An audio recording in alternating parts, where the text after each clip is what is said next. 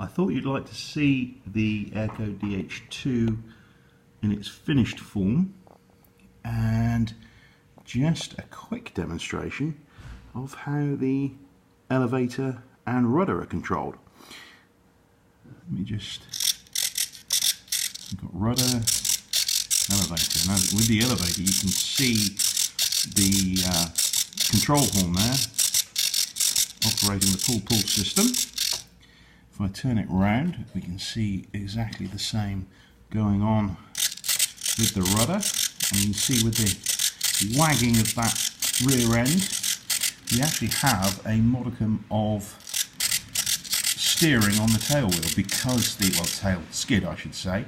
The tail skid's actually attached to the rudder, so a little bit of control when it's taxiing on the ground. There we go. Thanks for watching.